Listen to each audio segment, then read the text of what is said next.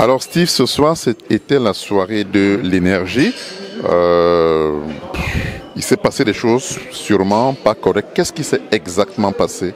Bon, ce qui s'est passé, on peut dire qu'il y avait deux fractions de la base. Donc, il y avait la base de Paris et la base de l'étranger. Les deux se sont opposés sur les réseaux sociaux pendant toute la semaine. Et la base de Paris a martelé à Lolo qu'elle devait lui défendre lors de la soirée. Et la base de l'étranger avait martelé qu'elle s'opposerait à l'entrée de Lolo à la soirée. Mais c'est une grande perte pour toutes ces personnes que le projet, la soirée était censé aider, parce que ce projet, c'est un projet à vocation caritative. C'est un projet, donc la collecte permet de donner du sourire à plusieurs familles à travers le Cameroun. C'est vraiment, comment je pourrais dire ça? C'est vraiment au niveau de ces personnes, ces individus que j'appellerais des individus qui ne représentent que eux-mêmes, parce qu'ils sont élus par personne, ils ne représentent pas le gouvernement camerounais, ils ne représentent qu'eux-mêmes, ils ne représentent personne, c'est pas un syndicat, c'est pas un corporatisme, et qui se verse à des actions comme ça en mettant en exergue le bien-être des populations au Cameroun. Moi, c'est très malheureux. Mais ils avaient pris leur table et ils sont venus faire la fête tout de même, bien qu'en toile de fond, il y avait cette présence qui semblait les nuire. Oui, ils avaient pris leur... En fait, ils sont arrivés. Quand ils sont arrivés, ils ont été interdits d'entrer. Et ils ont passé une heure à 2 heures à l'extérieur. En France, on est en hiver. À un moment donné, il y avait le froid. On les a fait entrer, on les a mis dans un coin et on les a demandé que est-ce que la présence de Lolo vous dérange à cette soirée. Ils nous ont dit on vient en paix, nous on vient là pour la réconciliation. On a eu le direct d'Aviro Jess, on a eu le direct de Manibela qui nous a rassurés. Et Tata Lolo ne représente rien pour nous. Même si elle est là dans la salle où elle n'est pas là, pour nous ça ne représente rien du tout. Et nous on vient là vraiment pour faire vous étiez confiants? On était confiants. Et parce que déjà en tant que promoteur ou bien organisateur de soirée, on n'a aucun moyen pour interdire à une tierce personne d'entrer. Ça serait de la discrimination. Est-ce que vous aurez donc une action à mener à l'égard de cette entité aujourd'hui? Bon, là, je vais faire une déclaration. Là, je vais faire même courant à la police et je vais certainement porter plainte. On va seulement porter plainte pour les dégâts occasionnés. Et ces personnes sont bien identifiées et ils seront poursuivis devant les juridictions et ils répondront de leurs actes. Merci. Merci. Très déçu. Sincèrement, si je dis que je ne suis pas déçue, c'est très déçu parce que c'est beaucoup d'investissement et surtout un investissement pour une bonne cause, pour aider ceux qui sont dans la nécessité, pour aider ces femmes qui accouchent dans l'obscurité, pour aider ces gens qu'on ne peut pas soigner parce qu'il n'y a pas d'électricité, pour aider les enfants à étudier dans de bonnes conditions, pour aider des familles à avoir de l'eau potable. Et qu'on puisse se retrouver dans ce genre de situation, c'est très décevant. Mais tout ce que je peux dire, c'est que je suis une femme très battante, une femme de caractère. Je ne vais pas baisser les bras.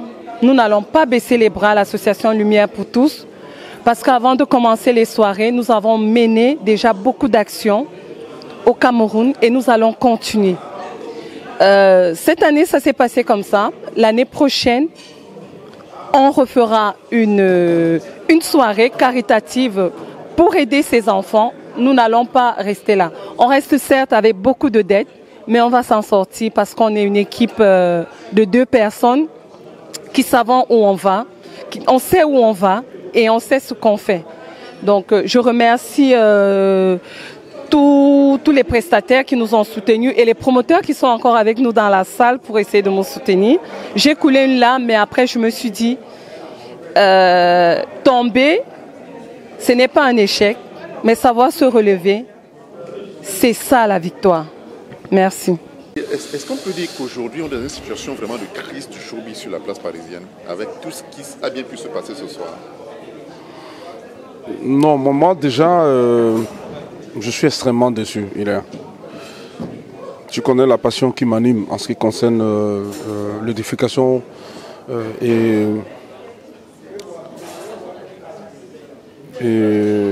toutes les actions qu'on peut mener pour que le Cameroun culturel vive dans la diaspora.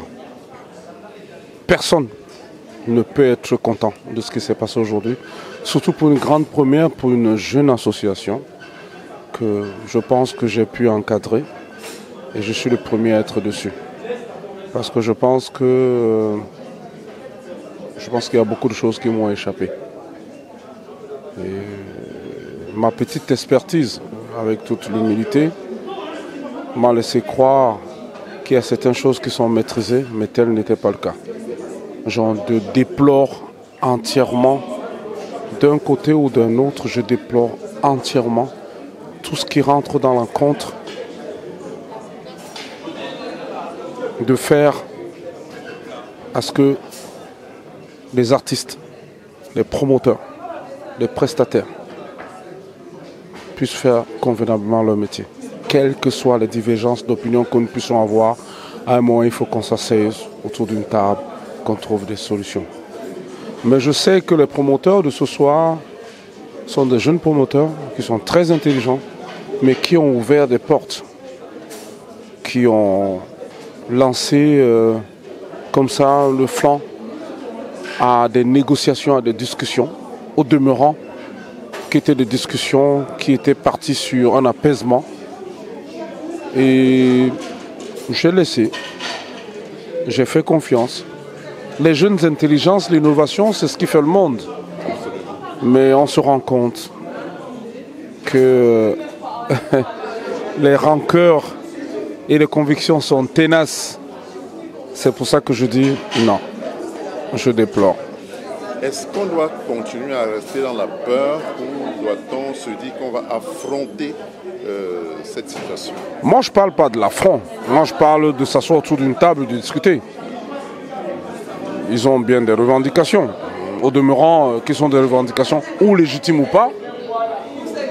Mais il faut qu'on s'assied autour d'une table. Parce que derrière tout ça, il y a plusieurs corps de métier qui sont négativement impactés. Aujourd'hui, nous avons 3 artistes qui ont eu des cachets, qui n'ont pas presté. Il y a l'Espace Chevaux de Nantais qui n'a plus à un moment garanti que la soirée continue. C'est des chèques de caution. C'est un surcoût financier qui est énorme. À un moment, en tant que manager, je ne suis pas très content. Moi, c'est tout ce que je peux te dire.